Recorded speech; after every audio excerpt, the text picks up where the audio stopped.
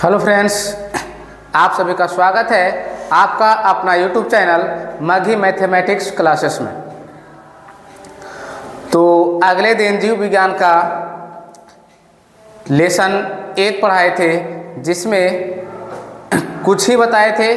आज इसका दूसरा लेक्चर है, जिसमें देखेंगे जंतुओं में पोषण। और जंतुओं में पोषण हम केवल एक कोशिकीय जीवों के बारे में बताए थे, अमीबा और पैरामीशियम के। लेकिन आज बताएंगे बहुकोशिकीय जंतुओं के बारे में। तो ज़्यादा समय नहीं लेंगे इसमें, मतलब कि इस समय को देखते हुए सीधे अपने टॉपिक की ओर चलते हैं। दिया है कि कह रहा है मनुष्य का पाचन तंत्र। मनुष्य का पाचन तंत्र किसको कहेंगे? तो मनुष्य तथा सभी, मनुष्य हो चाहे मनुष्य से उच्च वर्गीय श्रेणी के जंतुओं में जो भी आएगा, मनुष्य तथा सभी उच्च श्रेणी जंतुओं में भोजन के पाचन के लिए विशेष अंग होते हैं। विशेष अंग के मतलब पाचन के लिए अलग अलग अंग होते हैं, न कि एक ही अंग में डायरेक्ट उसका पाचन हो जाता है। पाचन के लिए इसमें विशेष अंग होते हैं, मतलब अलग अलग अंग होते हैं। जो क्या कहलाता है? तो आहारनाल कहलाता है। आहारनाल कहलाते हैं। अब है कि आहारनाल से संबंध पाचक ग्रंथियां और पाचन क्रिया मिल करके पाचन तंत्र का निर्माण करते हैं। अब कहने का मतलब कि आहारनाल से संबंधित कुछ अंग है, पाचक ग्रंथियां हैं और पाचन क्रिया मिल करके, मतलब आहार नाल में कुछ पाचक ग्रंथियां हैं और पाचन क्रिया मिल करके किसका निर्माण किया है? पाचन तंत्र का निर्माण करता है। उसके बाद है मनुष्य का आहार नाल। अब वो तो कह दिया था कि पाचन तंत्र का निर्माण करता है, लेकिन आहार नाल में जो भी संबंधित ग्रंथियां हैं उसको देखेंगे। अब कह रहा आहार नाल, तो जो आहारनाल है, आहारनाल का अगर रचना देखा जाए तो यह एक कुंडलित रचना है। आहारनाल के अगर रचना देखा जाए, देखो इसमें आहारनाल दिया हुआ है। ये जो आहारनाल है ये मुख गुहा से शुरू होती है और कहाँ तक? गुद्दा तक रहती है, मतलब कहाँ तक? मलाशय तक। तो हम कह सकते हैं कि आहारनाल का जो रचना है,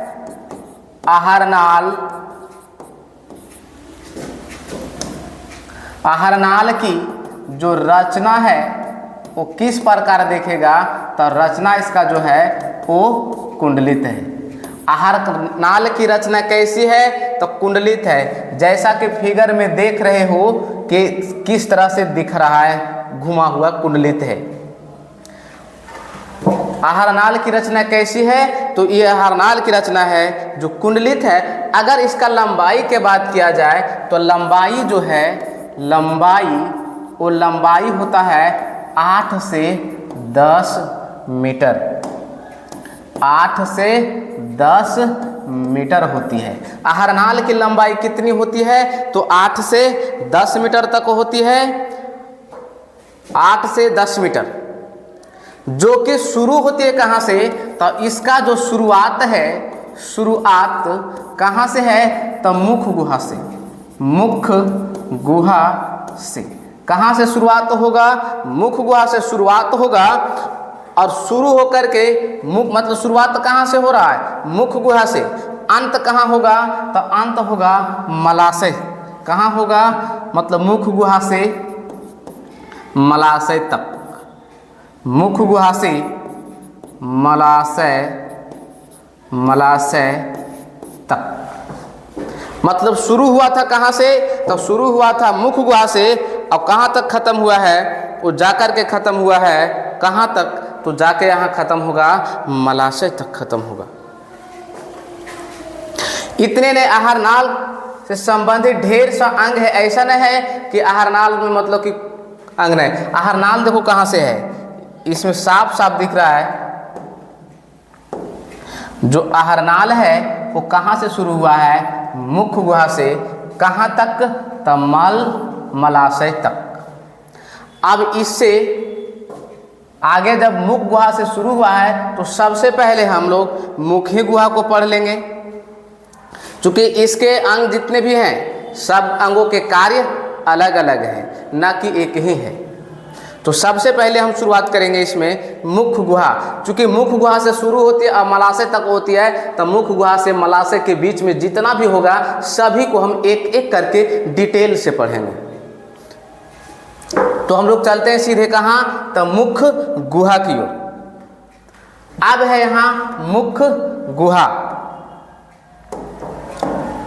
मुख गुहा, आप जो यहाँ देखेंगे मुख गुहा, तो ये भी बोल सकते हैं हम कि आहारनाल का जो पहला भाग है, आहारनाल का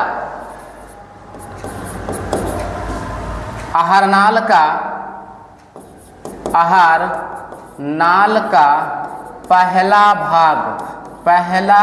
भाग जो है वो क्या कहलाता है, तो मुख गुहा। ध्यान से, आहारनाल का पहला भाग क्या होगा, मुख गुहा होगा, जिसमें ऊपरी और निचले जबड़े होते हैं। देखो भाई, मुख गुहा में क्या होता है कि ऊपर की जबड़ा होता है और एक नीचे की जबड़ा होता है, वो भी जबड़ा हम दिखाएंगे। उसके बाद मुख गुहा को बंद करने के लिए दो मांसल होठ होती है। मुख गुहा को बंद करने के लिए, मुख गुहा को बंद करने के लिए दो मांसल होठ होती है, मांसल होठ होती है, मांसल होठ होती है। अब आहारनाल का पहला भाग पूछेगा, जवाब देना मुख गुहा। मुख गुहा को बंद करने के लिए कितने होठ होते हैं, तो दो मांसल होठ होते हैं। साथ ही साथ मुख गुहा के अंदर क्या होते हैं, तो मुख गुहा के अंदर में एक जीभ होती है। क्या होती है, एक जीभ होती है। और क्या होते हैं, एक जीभ और क्या होते हैं, तो दांत होते हैं भाई, जीभ और दांत होते हैं। मुख गुहा के अंदर में क्या होता है, तो जीभ होते हैं और दांत होते हैं। तो देखो सामने है जीभ का चित्र। ये जो जीभ दिख रहा है, तो ये जो जीभ है, ध्यान रखना कि जो जीभ है, जीभ में दो सिरा होता है। कितने सिरे, तो जीभ में दो सिरा होते हैं। एक सिरा ये अगला सिरा है और एक ये पिछला सिरा है। तो ध्यान में रखना, जीभ का जो पिछला सिरा होता है, जीभ का पिछला सिरा, जीभ का जो पिछला सिरा है वो जुड़ा हुआ रहता है किससे, तो वो जुड़ा हुआ रहता है फर्श से। फर्श से क्या रहता है, जुड़ा रहता है, फर्श से जुड़ा रहता है। जबकि जो आगे जो दिख रहा है अगला सिरा, ये क्या होता है, अगला सिरा स्वतंत्र रहता है, तभी तो हम लोग बोल पाते हैं। ये जो अगला सिरा है वो स्वतंत्र रहता है। साथ ही साथ ये जीभ का काम क्या है, तो स्वाद को टेस्ट करने में इसका काम है कि स्वाद को टेस्ट करने में। तो हम लोग देख लेते हैं कि स्वाद का टेस्ट कहाँ से, कौन सी टेस्ट आता है। तो इसमें देखते हैं, पहले यहाँ दिया है, देखो कलर यहाँ दिया हुआ है, ये जो इतना से दिख रहा है ये वाला, इसमें लिखा हुआ है स्वीट। स्वीट के मतलब ये जो मीठा की जानकारी, मीठा लिख देंगे। मीठा का स्वाद पता चलता है वो जीभ का अगले सिरे से पता चलता है। उसके बाद देखो यहाँ से जो दिख रहा है, दोनों तरफ देखना, इसमें दोनों तरफ लिखा हुआ है साल्टी, मतलब नमकीन। इसका क्या हो जाता है, इसका हिंदी हो जाएगा नमकीन।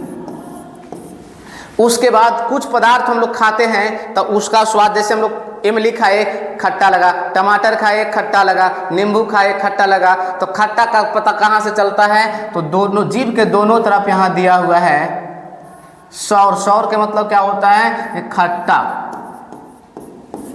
अब एक अंदर दिया हुआ है जो दिख रहा है पीले वाला भाग, पीले वाला भाग जिसको कहा जाता है बिटर। क्या कहा जाता है? बिटर। बिटर का हिंदी होता है कड़वा। कड़वा का स्वाद, कड़वा का जो स्वाद पता चलता है वो एकदम अंदर में होता है, कड़वा। पता लग गया? ध्यान रखना कि इसमें क्या होता है, तो इसमें एक चीज और होता है।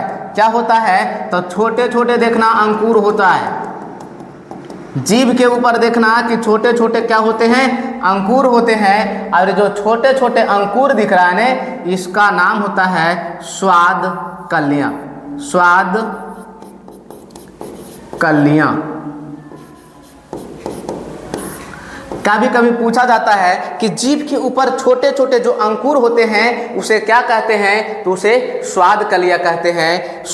जीभ के कितने सिरे होते हैं? तो जीभ के 2 सिरे होते हैं। जो पिछला सिरा है वो फर्श से जुड़ा हुआ होता है और अगला जो सिरा है वो क्या होता है कि स्वतंत्र होता है, तभी तो हम लोग बोल पाते हैं। इसके बाद मुख गुहा में क्या था? जीभ। जीभ के बारे में हम लोग देख लिए हैं। अब इसके बाद हम लोग देखेंगे, जीभ तो देख लिए, अब इसके बाद क्या देखना है हम लोग के? दांत। क्या देखना है? दांत। अब हम लोग पढ़ेंगे दांत के बारे में। क्या पढ़ेंगे? दांत के बारे में। अब है मुख गुहा में दांत। क्या है? मुख गुहा में दांत। अब मुख गुहा में दांत है तो हमें तो बताइए कि मुख गुहा में 2 जबड़े हैं। एक है अपर जा, मतलब ऊपर की जबड़े। एक है लोअर जा, मतलब नीचे के जबड़े। दांत जो होते हैं स्थित ऊपर वाला जबड़े में भी होते हैं और नीचे वाला जबड़े में भी होते हैं। ज़्यादा इसमें दिमाग नहीं लगाना है। इसमें तो सब के सब एक एक करके दे दिया है, लेकिन हम लोग को पढ़ना है केवल 4 प्रकार के दांतों के बारे में। एक दे दिया है सेंट्रल इंसाइजर, जो कि केंद्रीय कृंतक है। फिर है लेटरल इंसाइजर, जो कि उसके बगल के है। उसके बाद है कैनाइन। उसके बाद है फर्स्ट प्रीमोलर, सेकंड प्रीमोलर। उसके बाद है फर्स्ट मोलर, सेकंड मोलर, और उसके बाद लास्ट में आता है थर्ड मोलर। तो हम लोग के इतना ज़्यादा घबराने की बात नहीं है। इंग्लिश लिखा हुआ है, कोई दिक्कत नहीं, सबके हम हिंदी लिख देंगे। तो मुख गुहा में क्या होते हैं? दांत होते हैं। पूछेगा इसमें कि मुख गुहा में कितने दांत होते हैं, तो ध्यान रखना मुख गुहा में 32 दांत होते हैं। कितने दांत? 32 दांत। कभी कभी पूछा जाता है कि एक वयस्क मनुष्य के मुख गुहा में कितने दांत होते हैं, तो 32 दांत होते हैं। अब पूछेगा कि कितने प्रकार के होते हैं, तो जवाब देना कि जो दांत है, दांत 4 प्रकार के होते हैं। कितने प्रकार के? 4 प्रकार के होते हैं। दांत कितने प्रकार के होंगे? 4 प्रकार के होते हैं। अब जो 4 प्रकार के हैं, इसका हम लोग नाम क्या चलो इसका हम लोग नाम लिखते हैं। पहला दिया हुआ है यहाँ इंसाइजर। क्या दिया हुआ है? इंसाइजर।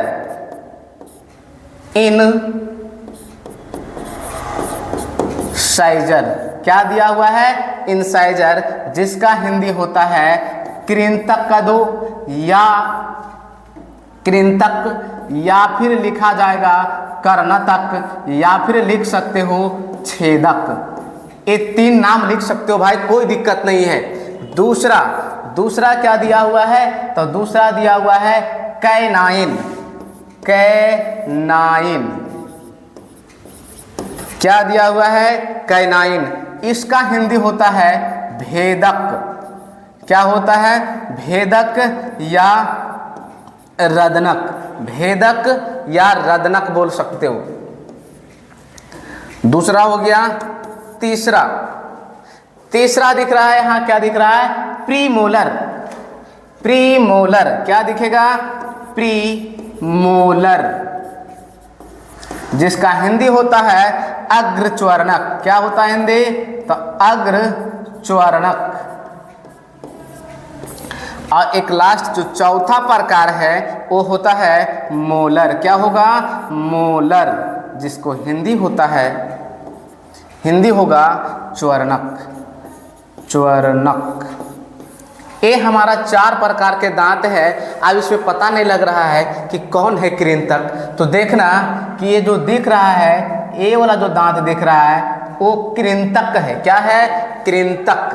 तो देखना यहाँ ये भी जो है ये भी कृंतक है। अगर बात किया जाए कि ऊपर वाले जबड़े में कृंतकों की संख्या, तो हम साफ साफ यहाँ दिखाएंगे, इसमें दिखाएंगे हम। देखो अब इसमें है जो यहाँ पर देखो, ये जो 4 गो दिख रहा है ना दांत, ये 4 गो दांत है। ये है इनसाइजर, इनसाइजर जिसको कहा जाता है कृंतक, कृंतक। उसके बाद कृंतक के बाद हम बताएं क्या? कैनाइन। क्या बताए? कैनाइन। क्या बताए? कैनाइन। और कैनाइन है देखो रंगीन किया हुआ है, कोई टेंशन लेना नहीं है, एकदम जो रंगीन से दिख रहा है ये क्या है? कैनाइन है, जिसका हिंदी हम बताए हैं रदनक या भेदक, रदनक या भेदक।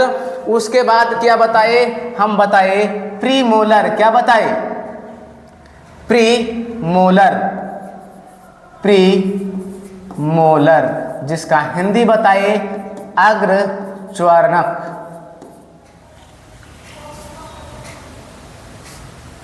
अग्रच्वर्णक।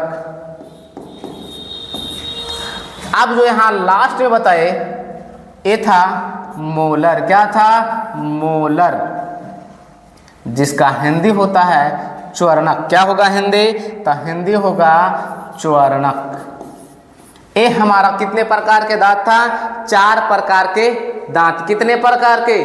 4 प्रकार के। अगर संख्या तो कभी पूछा नहीं है, अगर पूछ देगा तो घबराना नहीं। ये केवल जो दिखा रहे हैं हम ऊपर वाले जबड़े में से दिखाए। कहाँ से? केवल ऊपर वाले जबड़े में से। तो देखो कृंतक की संख्या कितना है? 4। तो समझो कि ऊपर वाले जबड़े में 4 है और 4 नीचे वाले जबड़े में, तब कृंतक की संख्या कितना होगा? 8 होगा। कितना होगा? 8। ऊपर वाले जबड़े में रदनक या भेदक, रदनक या भेदक की संख्या कितना है? तो 2 है। तो 2 ऊपर में होगा और 2 निचले जबड़े में होगा, तो 2 और 2 कितना हुआ? इसका संख्या कितना हुआ? 4। आप जो यहाँ प्रीमोलर है, क्या है? प्रीमोलर। तो प्रीमोलर में क्या बताए कि 2 गो यहाँ है और 2 यहाँ, मतलब ऊपर वाले जबड़े में कितना है? 4 है, तो 4 नीचे वाला जबड़े में भी होगा, और 4 और 4 कितना हुआ? तो इसका संख्या हो जाएगा 8।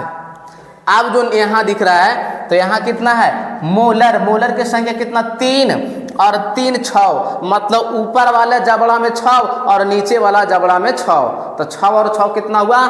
12। कितना हो गया? 12। अब हम बताए कि एक वयस्क मनुष्य के मुख गुहा में कितने, एक वयस्क मनुष्य के मुख गुहा में कितने दांत होते हैं? दांत 32 होते हैं। कितने? 32। क्या हो जाता है 32? जोड़ो 8 और 8 कितना हुआ? 16। और 12 और 4 कितना हुआ? 16। 16 16 कितना हो गया? 32। ये हमारा दांत के प्रकार था। अब इसी में से सवाल पूछता है कि दांत 4 प्रकार के हैं, तो उसका कार्य क्या है? चलो उसका कार्य हम लोग देखते हैं। कृंतक का कार्य। किसका कार्य? कृंतक का कार्य। तो इसका जो कार्य होता है वो कार्य है काटने के लिए, काटने या कुतरने, काटने या कुतरने के लिए किसका काम होगा? ये सब क्या है? तो ये सब कार्य है। क्या दिख? कार्य है। कृंतक का कार्य क्या हो गया? कुतरने या काटने के लिए। कैनाइन, कैनाइन का जो कार्य है, इसका जो कार्य होगा चीरने फाड़ने के लिए, चीरने फाड़ने के लिए, चीरने फाड़ने के लिए होगा। अब इसका जो काम है चबाने के लिए होगा, चबाने के लिए। इसका क्या काम है? चबाने के लिए। सबका हम कार्य लिख दे रहे हैं। उसके बाद जो ये लास्ट में है मोलर, इसका क्या कार्य है? तो इसका जो कार्य होता है, इसका कार्य हम बीचों में ही लिख देते हैं, कोई दिक्कत नहीं। इसका कार्य होता है चबाने और पीसने के लिए, चबाने और पीसने के लिए, चबाने और पीसने के लिए। ये हमारा 4 प्रकार के दांत था। अब ये चारों प्रकार हम क्या किए, देख लिए। चलो इसके अब हम लोग आगे देखते हैं। आप देखो, बता रहे थे ना कि दांत कितने प्रकार के हैं, तो दांत 4 प्रकार के हैं, जो कि फिगर में दिया है। टाइप्स ऑफ टीथ, दांत के प्रकार। तो दांत हमारा 4 प्रकार के हैं। पहला इंसाइजर है, पहला क्या है, इंसाइजर।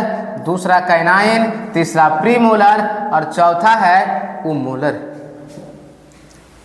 अब ये दांत किससे कहाँ पे होते हैं, तो जबड़ा में धंसा हुआ होता है। कहाँ धंसा हुआ होता है, तो ये जबड़ों में धंसा हुआ होता है, जबड़ों में धंसा हुआ होता है। चलो हम लोग देख लेते हैं थोड़ा, दांत में भी जबड़ों में जो धंसा हुआ है वो किस प्रकार से धंसा हुआ रहता है। तो चलो हम लोग दांत दिख रहे हैं, उसी प्रकार से हम लोग दांत एक बना लेते हैं।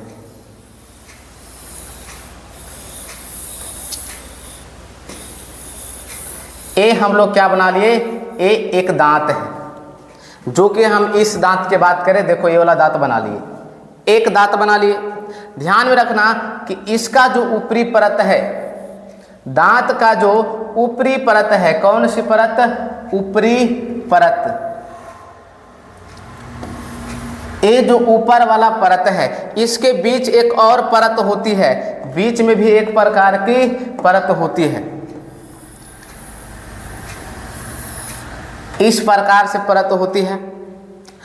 अब देखो, जो सबसे ऊपरी वाली परत है, सबसे ऊपरी वाली परत, सबसे ऊपरी वाली परत, जिसका नाम होता है ऊपरी वाली परत,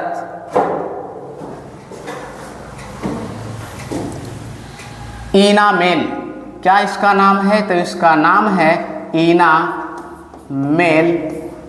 अब इसके अंदर जो होता है वो होता है डेंटाइन, डेंटाइन। क्या होता है, डेंटाइन होता है। अब देखना इसमें क्या होता है कि जो सबसे ऊपर वाला भाग, सबसे ऊपर वाला जो भाग है वो इनामेल है। और इनामेल एक कठोर परत होती है। अगर पूछे कि दांत कठोर होते किसके कारण, तो इनामेल के कारण। उसके बाद क्या है, डेंटाइन है।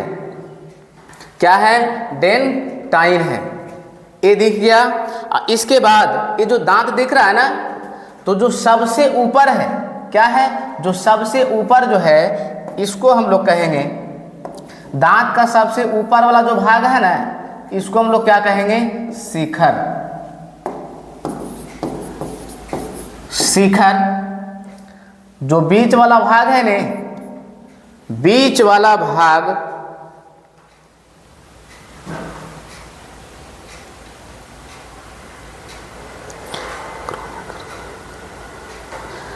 चलो शिखर, बीच वाला भाग क्या कहलाता है, तो बीच वाला भाग गर्दन। क्या कहलाएगा, गर्दन। अब ये जो सबसे नीचे है, ये इसका क्या है, जड़ है। तो दांत को हम लोग 3 भाग देख लिए। सबसे ऊपरी वाला है वो शिखर है, बीच वाला भाग को क्या कर रहे हैं, गर्दन कर रहे हैं, और जो सबसे नीचे है, जो जबड़ा में धंसा हुआ रहता है, किसमें, तो जो जबड़ा में धंसा हुआ रहता है, उसको हम लोग क्या कहते हैं, तो उसको हम लोग क्या कहते हैं, तो उसको हम लोग कहते हैं जड़। ये दांत का प्रकार था। इस प्रकार से दांत हमारे जबड़ों में धंसा हुआ रहता है। सबसे ऊपरी परत क्या होती है, इनामेल। मध्य परत क्या होती है, डेंटाइन होती है। चलो इसके बाद क्या होता है, बता दिए कि मुख गुहा में जीभ और दांत होते हैं। चलो यहाँ से और आगे थोड़ा बढ़ते हैं, तो इसमें मिलेगा मुख गुहा के अंदर ही है, क्या है, तो मुख गुहा के अंदर क्या होता है, लार ग्रंथियाँ। मुख गुहा के अंदर क्या होती है, लार ग्रंथियाँ।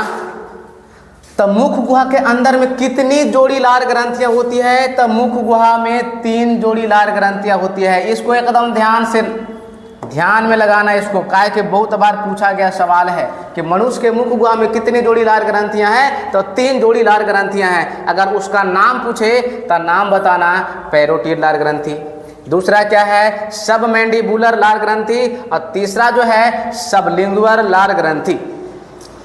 अब जो हमारे जबड़े में मतलब मुख गुहा में जो लार है मतलब ग्रंथियां जो है वो कहाँ कहाँ है वो हम दिखा रहे हैं। तो देखना इसमें जो दिख रहा है एकदम साफ साफ दिखेगा कि जो ये दिख रहा है ना, इस ग्रंथि का नाम है, इस ग्रंथि का नाम है पैरोटिड ग्रंथि, जो कहाँ होता है कर्ण समीप, कर्ण के नजदीक में होता है। देखो इस टाइप दोनों, जब दोनों गले के ऊपर देखना जो कर्ण है यहाँ पे होता है, इस टाइप कौन साइड में होता है पैरोटिड ग्लैंड। पैरोटिड ग्लैंड जो इंग्लिश लिखा पैरोटिड ग्लैंड और हिंदी में पैरोटिड ग्रंथि। अगर सवाल पूछे कि सबसे बड़ी ग्रंथि कौन है, सबसे बड़ी लार ग्रंथि कौन है, तो सबसे बड़ी लार ग्रंथि भी कौन है, पैरोटिड लार ग्रंथि है। उसके बाद आता है सबलिंगुअल, क्या आता है सबलिंगुअल। ये सबलिंगुअल क्या होता है, और एक है नीचे कि सबमैंडिबुलर, सबमैंडिबुलर। अब एक कहाँ होता है, तो निचले वाला जो जबड़ा है उसके नीचे होता है और एक जीभ के नीचे होता है।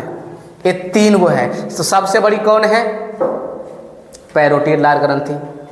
अधिक लार का स्राव कौन करेगा, तो बड़ा है वही ना करेगा, तो करेगा कौन, पैरोटिड लार ग्रंथि। अब देखना कि प्रत्येक दिन कितने लार का स्राव होता है, तो याद रखना कि प्रत्येक दिन जो लार का स्राव होता है वो होता है 1.5 लीटर, 1.5 लीटर होता है। कितना होगा, 1.5 लीटर होता है। ये था हमारा लार ग्रंथि। अब जैसे ही लार ग्रंथि है कहाँ, अभी तक तो मुख गुहा वाला कंप्लीट हो गया। इसके बाद क्या होता है मुख गुहा का जो पिछला भाग होता है ना वो होता है ग्रसनी।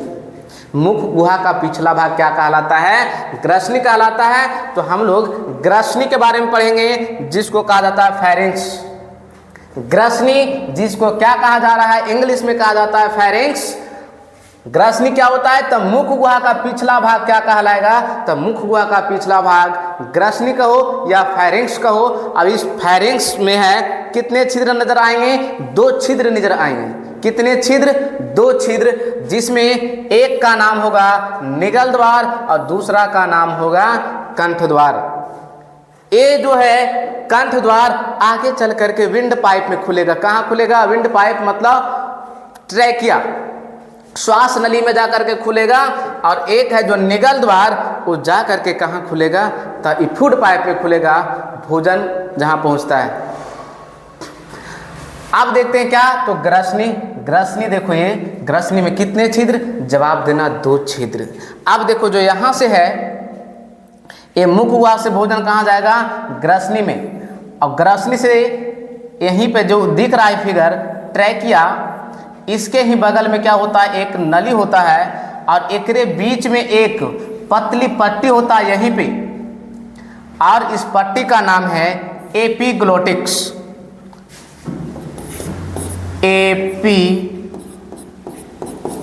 एपिग्लोटिक्स क्या नाम है, एपिग्लोटिक्स। अब ग्रसनी में 2 छिद्र दिखा। एपिग्लोटिक्स का क्या काम है, तो जब भोजन करते हैं ना, जब भोजन अंदर जाता है तो तुरंत श्वास नली को क्या करता है, वो बंद कर देता है, ताकि भोजन कहाँ जाए, भोजन नली में जाएगा। अरे जो आगे 2 छिद्र दिख रहा है निगल द्वार, ये निगल द्वार जा करके आगे कहाँ खुलेगा, तो ये खुलेगा ग्रास नली में। कहाँ खुलेगा, ग्रास नली में खुलेगा। देखो कहाँ है, तो ग्रास नली में, जिसको कहा जाता है ईसोफेगस। ग्रास नली की दीवार में तरंग होती है, ग्रास नली के दीवार में तरंग की तरह होती है। तो तरंग की तरह क्या होती है, तो संकुचन के मतलब क्या होता है, सिकुड़ना। क्या होता है, सिकुड़ना। और होता है शिथिलन के मतलब क्या होता है, फैलाव। अब जब दोनों एक साथ शुरू होता है, जिसे हम लोग क्या कहते हैं, कर्मा कुंचन कहते हैं। अगर पूछ दे कि कर्मा कुंचन से आप क्या समझते हैं, जवाब देना कि ग्रास नली की दीवार में तरंग की तरह होने वाली संकुचन और शिथिलन जो शुरू होता है, उसे हम लोग कर्मा कुंचन कहते हैं। अब ग्रास नली, कहाँ? ग्रास नली मतलब ईसोफेगस, ईसोफेगस से मतलब ग्रास नली से भोजन कहाँ जाएगा? तो ग्रास नली से भोजन आमाशय में जाता है। ध्यान में रखना कि ग्रास नली में भोजन का पाचन नहीं होता है, नहीं होता है। ग्रास नली में भोजन का पाचन नहीं होता है। भोजन के पाचन कहाँ से शुरू होता? ऐसे तो हम कह सकते हैं कि भोजन का पाचन शुरू कहाँ से होता है? तो शुरू तो होता है मुख गुहा से, क्योंकि कार्बोहाइड्रेट का पाचन कहाँ से शुरू होता है? मुख गुहा से। अब जो गया ग्रसनी, ग्रसनी से कहाँ गया? ग्रास नली, ग्रास नली से भोजन कहाँ पहुँच चुका है? आमाशय में। लेकिन अब है कि ग्रास नली में भोजन का पाचन तो नहीं हुआ, कहाँ से होगा? अब होगा आमाशय से। अब हम लोग क्या क्रिया नहीं होता है, तो आज का जो वीडियो है, आज को जो मतलब कि क्लास यहीं तक रखते हैं। बाकी जो इसमें बच गया है आमाशय, इसको अगले दिन देखेंगे। आमाशय के बाद जो भी आएंगे छोटी याद बड़ी याद उसको बाद में देखेंगे, ठीक है? तो आज का वीडियो यहीं तक। अगर वीडियो अच्छा लगा है तो हमारे चैनल को सब्सक्राइब करें, अपने दोस्तों के पास वीडियो को अधिक से अधिक शेयर करें, ताकि और भी बच्चों को इसके बारे में जानकारी मिल सके। जो 2025 में बोर्ड एग्ज़ाम देने वाले हैं उनके पास ज़रूर भेजो। अपने ये नहीं कि मतलब कि केवल अपने ही देखें, अपने दोस्तों को जानकारी ज़रूर दें। तो thanks for watching this video.